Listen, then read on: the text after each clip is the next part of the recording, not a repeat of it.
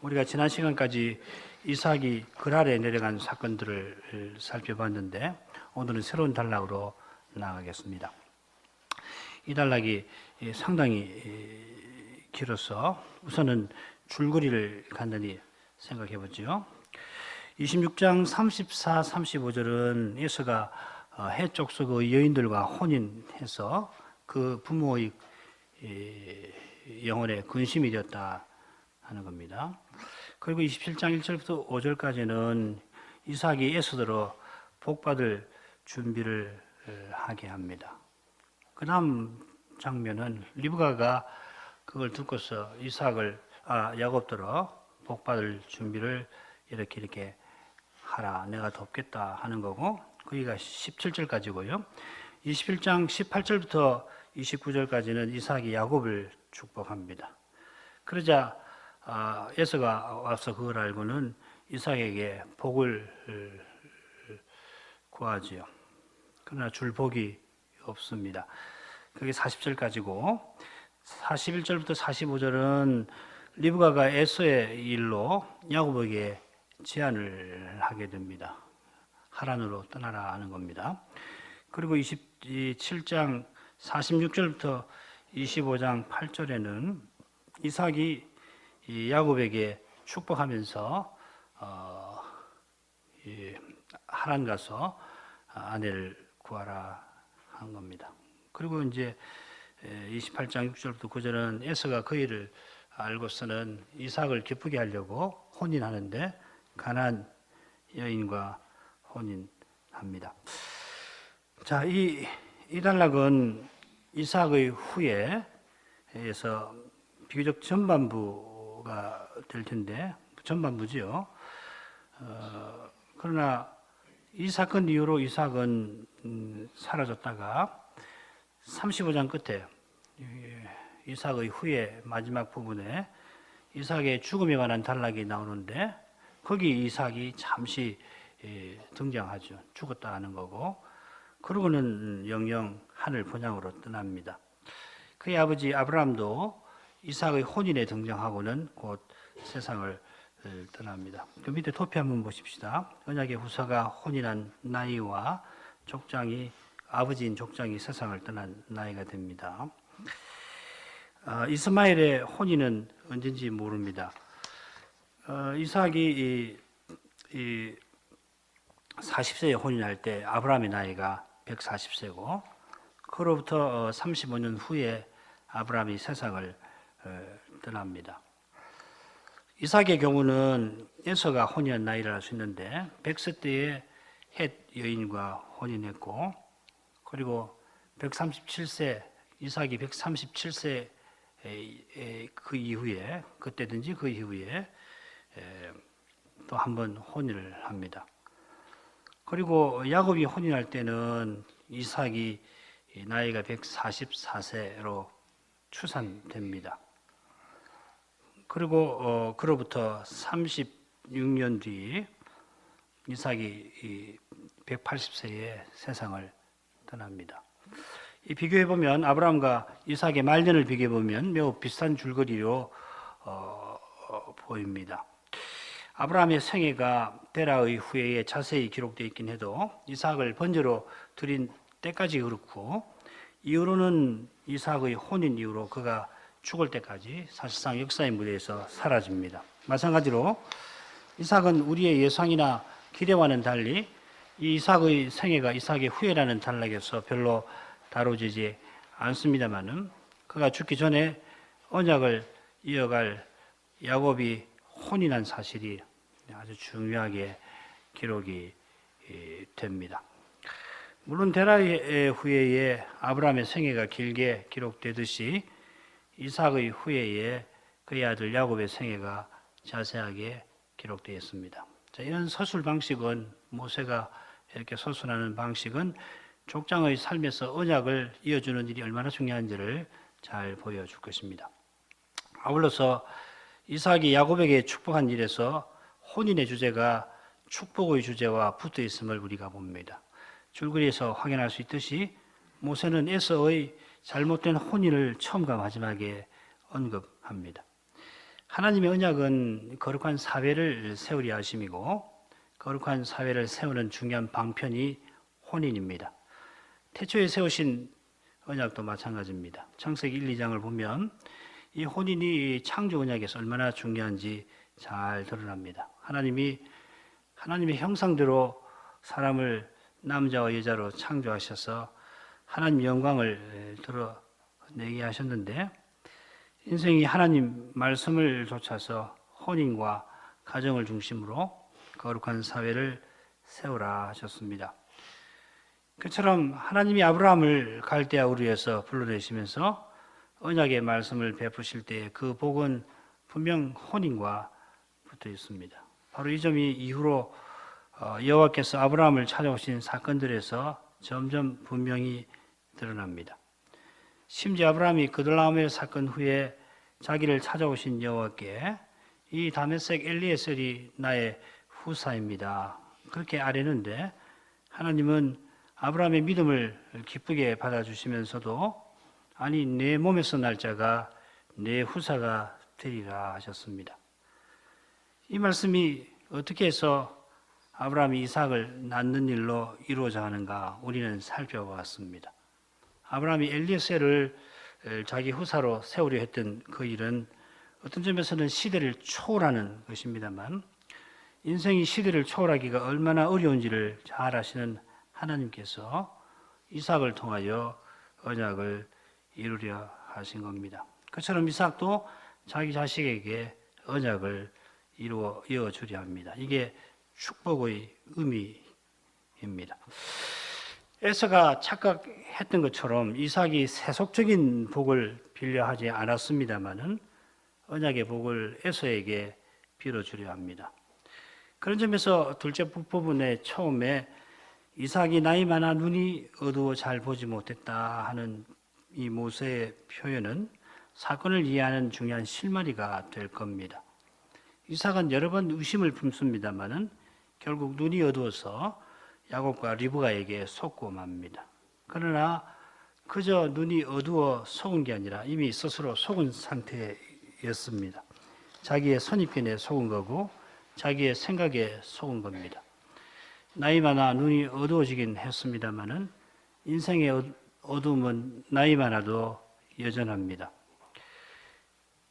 그러니까 나이가 많으면 경험도 많고 평생 살아와서 사색한 그 결과도 물론 있습니다만 그래도 인생 자체는 어둡습니다. 하나님 말씀 아니면 이 어둠에서 아무도 못 벗어납니다. 이삭의 생각과 다른 생각을 리브가는 품고 있습니다. 리브가는 에서가 아니라 야곱이 축복받아야 한다 생각합니다. 그렇게 생각하는 것은 그게 하나님 뜻이라고 생각이라고 확신하는 까닭이겠죠. 그러나 사람의 확신은 하나님의 생각을 사람의 꾀로 이루려 합니다. 심지어 야곱이 아버지 속이는 일을 두려워합니다마는 사람의 꾀, 리브가는 감당할 수 없는 장담으로 이루어질 수 없는 보장으로 아들을 달래려고 합니다. 내 아들아 너의 조전은 내게로 돌리리니. 사람의 꾀는 자기의 한계를 모릅니다. 자기가 누군지 모르는 까닭에 감히 하나님의 생각을 스스로 이루려고 합니다. 거짓말은 거짓말을 낳습니다. 언약을 이루려고 야곱이 아버지를 속이고 또 속입니다. 거짓에서 진리가 나올 수 없고 진리에서 거짓이 나올 수 없습니다. 거짓은 거짓에서 나옵니다. 리브가가 사람의 꾀를 내니까 사람의 꾀가 거짓을 내놓습니다. 사람에게는 진리 없는 까닭입니다. 사람의 꾀가 하나님의 뜻을 이루려고 거짓을 내놓습니다. 이삭은 에서가 아니라 야곱일지 모른다는 생각이 들었습니다마는 지금 자기에게 축복받으려고 온 사람이 야곱일지도 모른다 하는 생각이 들었습니다만 어두워진 감각에 갇혀서 자기의 생각과 달리 야곱에게 축복합니다. 언약을 잇는 족장들의 착각과 거짓에도 불구하고 하나님의 생각이 이루어집니다. 하나님의 생각이 이루어지기에 사람의 생각은 반드시 무너져야 합니다. 이삭이 축복을 마치고 야곱이 나가자 곧 에서가 사냥한 고기를 가지고 별미를 만들어서 아버지에게 옵니다. 별미를 드리면서 에서가 축복해 주십시오. 아버지에게 말씀드립니다마는 아버지는 이미 축복한 야곱에게 복이 돌아갈 것이라 대답해야 합니다. 아버지는 야곱이 간교에서 복을 빼앗았다 하고 에서는 동생이 두 번이나 속여서 내 장자권, 내 복을 가로챘다고 합니다만 장자권이나 언약의 복은 하나님이 원하시는 대로 주시는 겁니다. 내 거 아닙니다. 이삭과 에서 역시도 하나님 앞에서 야곱과 다를 바가 없습니다. 에서가 복을 달라고 울며 우기니까 결국 이삭은 야곱에게 축복한 내용과 짝을 이루는 내용으로 에서에게 대답합니다. 이것이 에서에게 복이 될까요? 이삭이 에서에게 저주한 걸까요? 에서가 야곱이 받은 복을 인하여 미운 마음에 동생을 죽이려 합니다. 그 말을 들은 리브가가 야곱을 하란으로 보내려 합니다. 어머니는 어찌 하루에 너희 둘을 이루랴 하는 심정으로 야곱이 일단 하란으로 피신하게 합니다. 그와 더불어 아울러서 리브가는 에서의 그릇된 혼인을 들어서 야곱의 혼인 문제를 상의합니다. 그 말을 들은 이삭은 야곱을 불러다가 라반의 딸 중에서 아내를 얻게 합니다. 아브라함에게 허락하신 그 복을 말하면서 야곱이 혼인을 통해서 자기를 이어 언약을 이루고 나가라고 격려합니다. 이삭이 야곱에게 명하고 격려하는 모습은 이삭이 이미 헷 여인들과 혼인한 에서를 축복하려 했던 모습과는 전혀 어울리지 않습니다. 전혀 어울리지 않습니다만은 이게 타락한 세상과 잘 어울리지 않습니까? 우리의 삶이 그렇지 않은가요? 창세기 21장, 24, 25장에 나오는 아브라함의 태도나 지금 이삭의 모습이 비교됩니다만은 정말 다른 점 혹은 대조되는 점은 무엇이라고 생각하십니까? 이 단락은 에서의 혼인에 관한 사건으로 끝납니다. 에서는 그 아비 이삭을 기쁘게 하려는 마음으로 다시금 하늘아버지를 기쁘시게 못합니다. 그 마음이 하늘로 향하지 아니하면 삶의 방향은 틀어집니다. 하나님을 기쁘시게 아니하는 모든 일이 하늘에 닿질 못하고 장차 심판부를 통과하면서는 다 사라져 버립니다. 하나님을 기쁘시게 하는 길은 이런 말씀을 겸손히 듣고 회개하는 데서 열릴 것입니다. 날마다 회개하는 사람만 그 길을 매번 발견합니다. 자, 이제 본문으로 가죠. 26장 34, 35절입니다. 에서가 40세의 해족속 부엘리의 딸 유딕과 해족속 엘론의 딸 바스맛을 아내로 취하였더니 그들이 이삭과 리브가의 마음의 근심이 되었더라. 에서가 40세 되었을 때에 있었던 사건 하나가 여기 언급되어 있습니다. 이삭이 그랄에 들어간 게 아브라함 죽은 후입니다만 정확히는 언젠지 알 수가 없습니다. 다만 기근이 들어서 기갈에 들어가기 전에 두 아들이 장자권을 사고 판 사건이 거기 기록되어 있고 적어도 이 쌍둥이가 20살쯤 되었을 것 같은데 그랄 목자들이 아브라함이 판 우물들을 메었던 시기와 비슷할 겁니다. 그렇다면 이삭이 브엘세바로 옮긴 때로부터 대략 20년쯤 지난 후입니다. 자, 이렇게 볼 수 있다면 모세는 이삭이 40세에 혼인하고 20년 지나서 두 아들 얻었고 또 20년 지나서 그랄에 내려갔고 또 20년 지나서 에서가 해족속 여인들과 혼인한 것을 기록합니다. 그 사이에 어떤 일들이 있었는가 모세는 침묵합니다. 혼인하고 두 아들 낳기까지 20년 동안 또 두 아들이 장성해서 장자권을 사고 팔 때까지 또 20년 동안 브엘세바로 옮기고 20년 지나고 에서가 혼인할 동안 모세는 뭐 전혀 사건들을 기록하지 않습니다. 그러다가 다시 대략 40년, 정확하게 37년이 지나서 이삭이 야곱에게 축복한 일이 기록되어 있습니다. 야곱이 하란으로 갈 때에 그의 나이가 77세입니다. 물론 성경에 야곱이 77세에 하란으로 떠났다는 기록은 없고, 이게 이제 추측인데요. 나중에 야곱이 이집트로 내려가서 요셉 만난 그 사건을 토대로 해가지고 이 계산을 하는 겁니다. 그러니까 꼭 정확하다고는 말할 수는 없습니다. 그러나 성경을 이렇게 읽을 때에 그렇게 계산이 나옵니다.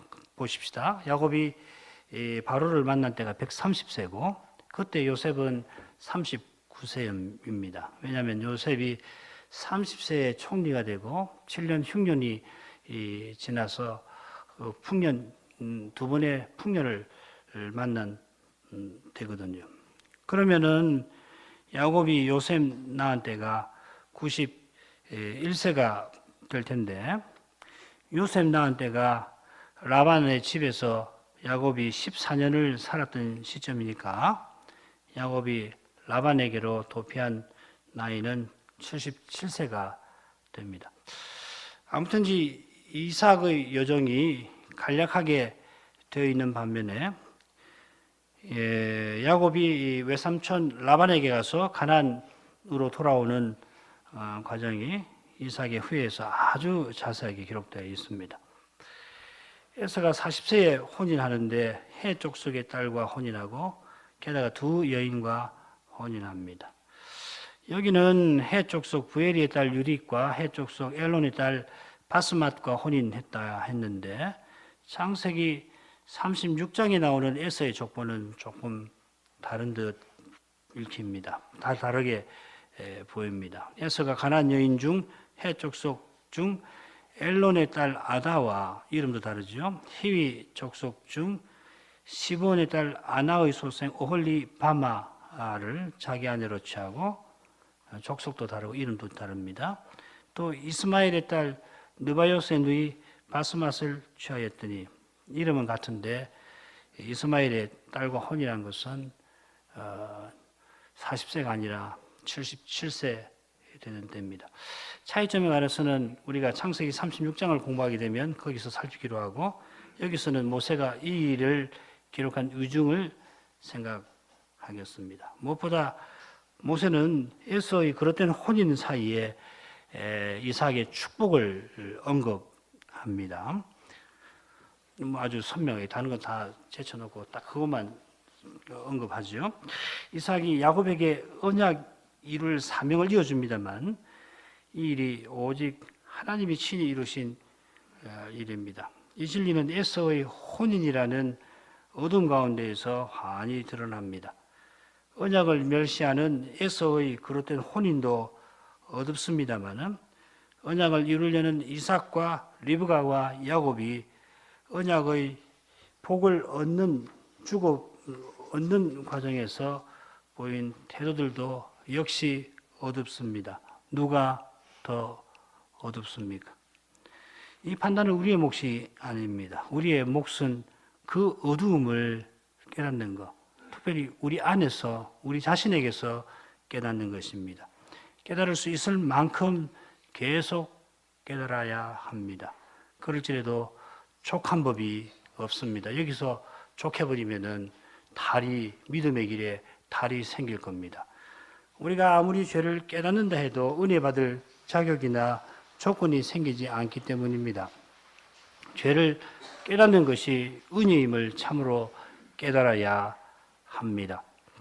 35절에 그들이 나오는데 그들이 이삭과 리브가의 근심이 되었다 했는데 누굴까요? 원문을 보면은 그들이 누군지 쉽게 알 수 있습니다.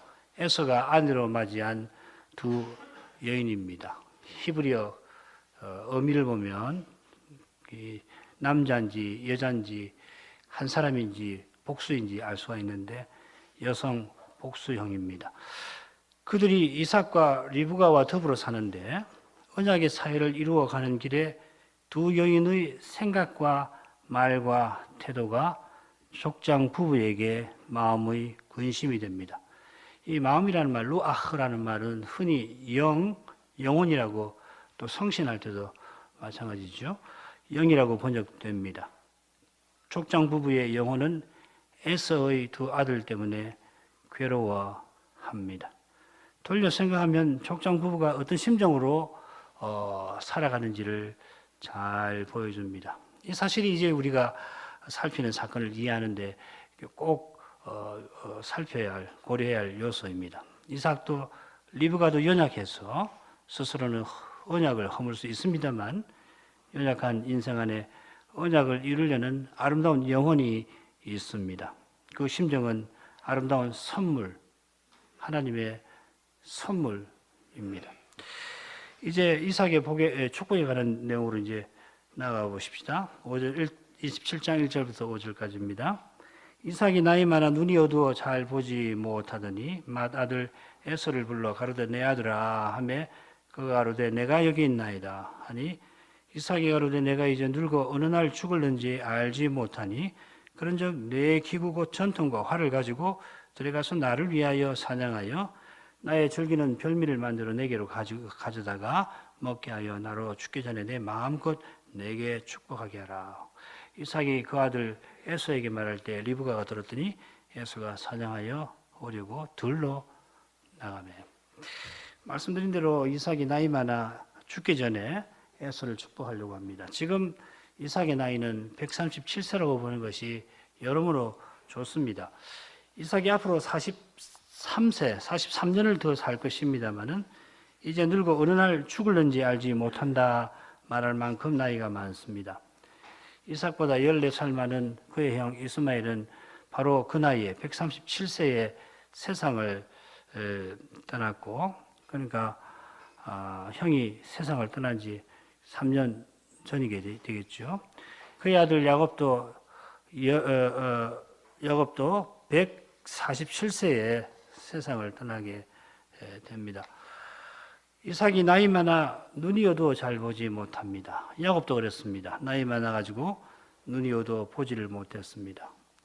요셉이 자기 두 아들 아버지에게 데려올 때에 아버지가 자기 두 아들에게 축복을 제대로 하시도록 장자 므낫세는 아버지 우편에 차자 에브라임은 좌편에 두었습니다마는 야곱은 손을 교차해서 요셉이 교차해서 얹고 그리고 에브라임에게 막 축복을 하는데 요셉이 아버지 손을 바로 잡으려고 하니까 나도 안다 내 아들아 나도 안다 하였습니다.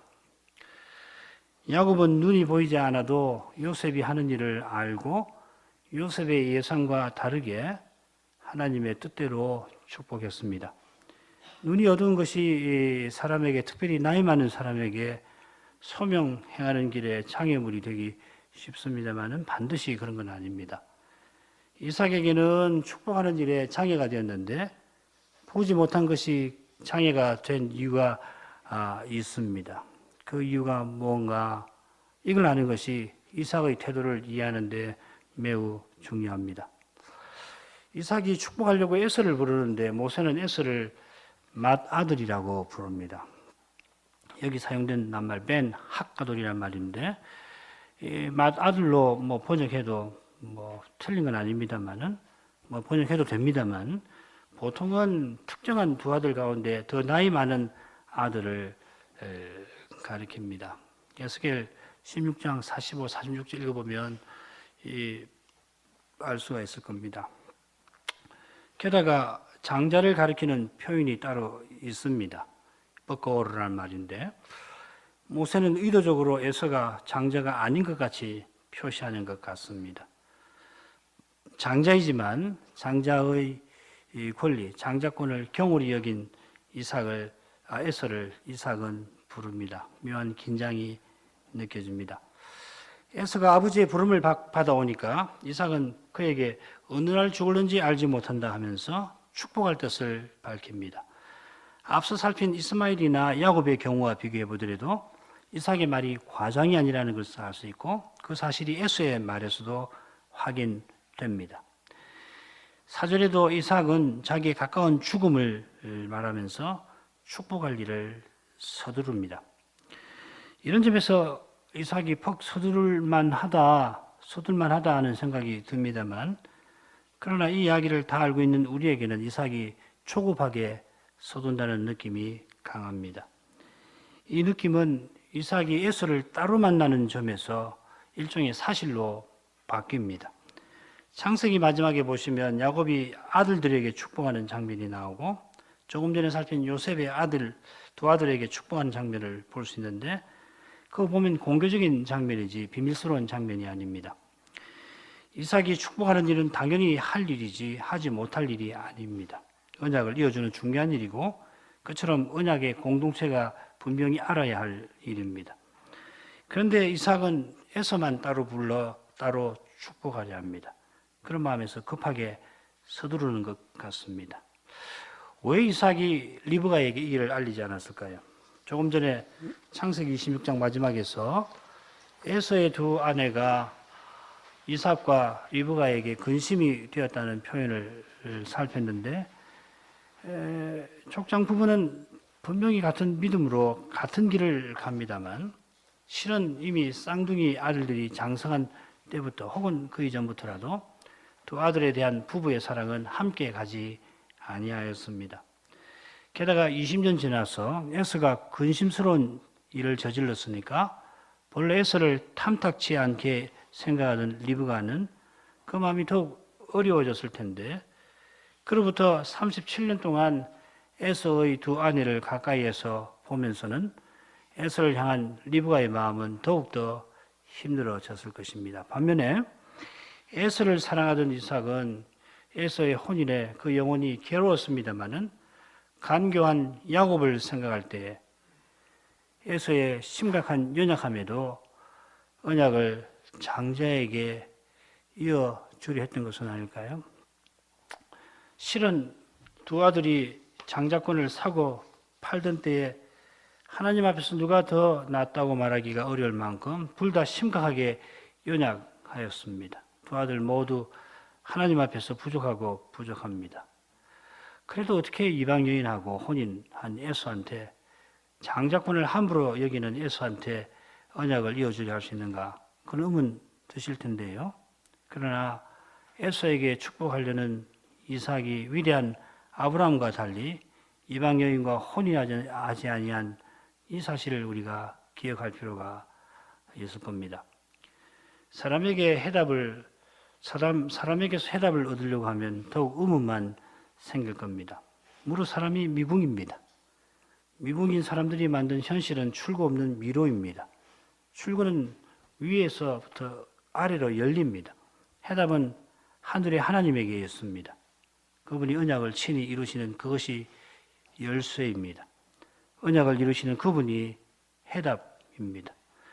이 해답과 열쇠를 통하여 우리가 이 사건과 인물들을 살펴야 할 겁니다. 해답과 열쇠가 주어져 있더라도 여전히 미궁인 우리 자신의 연약과 한계 때문에 우리는 계속 미로에서 헤매지 않을 수 없을 겁니다.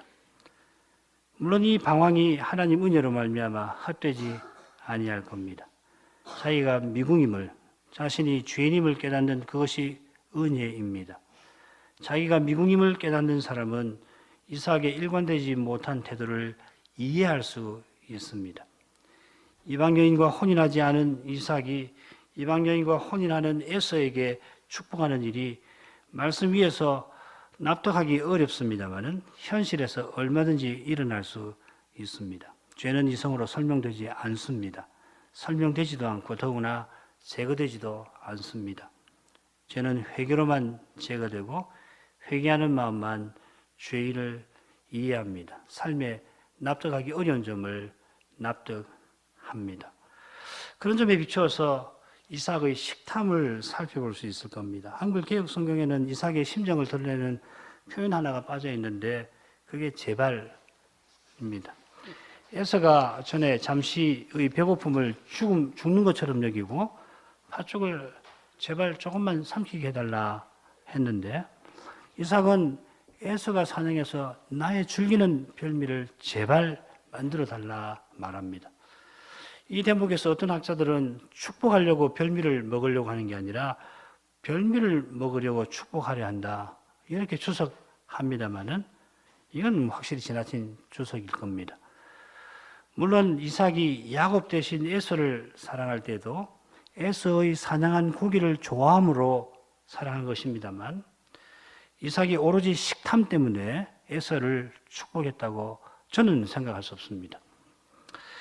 모리아 산의 이삭은 이후로 아버지와 함께 장막에 거하며 하늘 본향을 향하여 살았고 그 믿음이 있어 거룩한 언약을 자기 아들에게 이어 주려 합니다.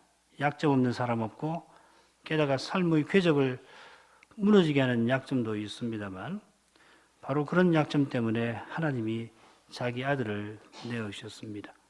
이 은혜를 의지하는 사람은 평생 심각한 약점에 시달릴지라도 마침내 그리스도와 같아질 것입니다. 그리스도와 같아질 소망이 이 심각한 약점과 씨름할 힘을 공급합니다. 그리스도는 어떤 약점도 고쳐주십니다. 내가 고치려 하니까 고쳐지지 아니하는 겁니다. 그런 까닭에 우리의 삶이 절망과 소망 사이를 시계추처럼 오갑니다.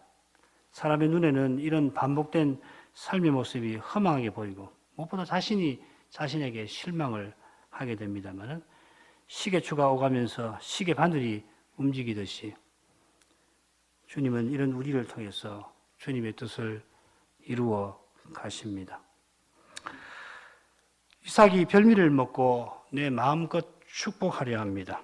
내가 축복하리라 하지 않고 내 영혼이 축복하리라 이렇게 표현했는데 이건 틀림없이 자기가 축복을 틀림없이 하겠다 의지를 드러낸 겁니다. 그런 마음에서 에서를 따로 불러다가 이야기했고 따로 부른 것은 혹시라도 방해받는 일이 없게 하려 한 것 같습니다. 야곱이 장자권을 판 일이나 곧 살피게 될 리브가의 행동들을 보면 이삭이 야곱도로 축복받게 하려는 리브가의 생각을 이미 알고 있는지도 모릅니다.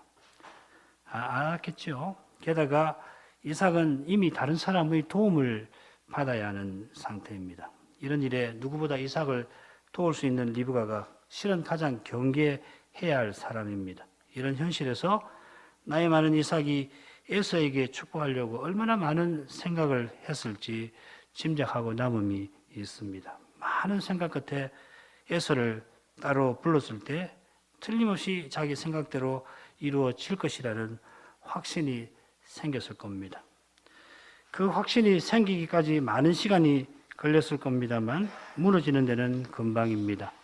리브가가 이삭의 말을 들었습니다. 우리가 살핀 대로 이삭은 에서를 축복하는 일을 리브가에게 알리지 않으려 했습니다만 자기의 굳은 결심을 밝히는 그 순간에 리브가가 들었습니다. 원문은 좀 더 흥미롭습니다. 내 마음껏 내게 축복하게 하라. 내가 죽기 전에. 그런데 리브가가 듣고 있더라. 이삭의 말들을. 리브가는 무슨 낌새를 챘는지 이삭이 에서에게 말하는 것을 벌써 듣고 있었습니다. 리브가가 이미 이삭의 의중을 알아차렸는지도 모릅니다. 중요한 것은 사람의 생각이 이렇게 허망하게 무너지는 사실입니다. 사람의 생각이 굳은 확신이 될지라도 근본적으로 다르지 않습니다. 사람의 굳은 확신이 무너질 때는 가벼운 추측이 무너지는 때와 사뭇 다를 겁니다. 그처럼 사람의 생각이 무너질 때 순식간에 무너질 수 있습니다. 그 생각을 떠받치는 토대가 사람 안에 없는 까닭입니다. 하나님의 생각을 거스르는 사람의 생각도 사람과 세상을 떠받치는 하나님의 손 위에서 이루어지는 법인데 그 하나님의 손을 싹 치워버리시면 그것으로 끝입니다. 지금 아무리 사람 생각대로 착착 이루어져 간다 하더라도 그거 더 무서운 겁니다. 높이 쌓이면 쌓일수록 더 무섭게 허물어지고 하나님이 그렇게 하도록 하신 손을 싹 치워버리시면 그걸로 끝입니다. 그처럼 그분이 말씀하시면 사람의 소란한 생각은 잠잠해집니다. 그분의 말씀은 대기를 울리고 사라지는 사람의 말과는 달리 온전히 영원히 이루어집니다. 이삭이 언약을 이루려는데 실제로는 사람의 생각을 줬습니다마는 사람의 생각을 줬던 이삭은 에서가 아니라 야곱에게 축복합니다. 에서가 부푼 마음에 사냥하러 들에 나갔고 아버지께 드릴 짐승, 좋은 짐승 잡으려고 온 들을 허망하게 뒤지는 바로 그 순간에 이삭이 아내 리브가가 만든 염소 요리를 먹고 다른 아들에게 허망하게 속고 있었습니다. 언약을 이루려는 사람들이 만들어내는 그 현실이란 실로 허망하였습니다. 그 현실, 거기서는 언약이 이루어질 가망성이 전혀 보이지 않았습니다. 그러나 바로 그런 절망의 현실이 참된 소망이 나타나는 조건입니다. 허망한 현실과 자신의 완전히 절망하기 전에는 여전히 허망한 현실에서 소망을 찾아내려고 하는 동안에는, 그래서 사람의 꾀로 무엇을 해보려고 하는 동안에는 참된 소망의 빛은 보지 못합니다. 어떤 현실에서도 현실 위에 계시는 하나님을 바라보아야겠습니다. 저 너머에서 들리는 말씀을 들어야 합니다. 그 말씀이 미로 같은 현실의 출구를 향하여 우리를 인도합니다. 우리가 비록 사람의 생각을 버리지 못하여서 미로 속에서 수없이 길 잃고 헤맬지라도 주님이 그 말씀을 통하여 우리를 마침내 하늘에 나가도록 영광의 미래에 이르도록 인도하십니다. 무엇보다 감사한 것은 주님이 함께 하셔서 우리의 소망이 되어주신다는 사실입니다. 기도하겠습니다. 거룩하신 하나님, 이삭이 나이 많아 눈이 어두워졌을 때에 에서를 따로 불러 따로 그에게 축복하려 한 일에서 어떻게 하나님이 친히 언약을 이루어 나가셨는지를 다시금 생각하게 하시니 감사합니다. 이삭의 이런 태도를 여전히 잘 이해하기가 힘든 면이 많고, 리브가나 야곱이 언약을 이루려고 거짓에 거짓을 더한 그 일도 참 납득하기 어렵습니다마는, 그보다 더욱 알기 어려운 것은 이런 절망뿐인 인생들을 통하여 하나님의 언약이 이루어져가는 사실입니다. 이 분명한 사실은 오직 믿음으로만 볼 수 있고 믿음으로만 소망을 잃지 아니합니다. 믿음은 오직 은혜의 하나님을 의지할 뿐이요 하나님의 사랑을 바라볼 뿐입니다. 사람의 생각을 접고 겸손히 하나님 말씀을 들을 뿐입니다. 그 말씀이 온전히 이루어집니다. 그런 까닭에 사람의 생각은 모두 무너집니다. 주님 말씀하시면 사람의 생각은 삽시간에 무너져 버립니다. 사람의 견고한 생각이 무너질 때에는 큰 진통과 아픔과 슬픔이 따라오겠지만, 그러나 그것이 무너져야만 참된 구원과 소망이 나타날 것입니다. 허망한 사람과 그 현실에 완전히 절망하지 아니하면 소망을 볼 수 없습니다. 그러므로 언제든지 소망이신 주님을 바라보게 하옵소서. 예수님 이름으로 기도합니다. 아멘.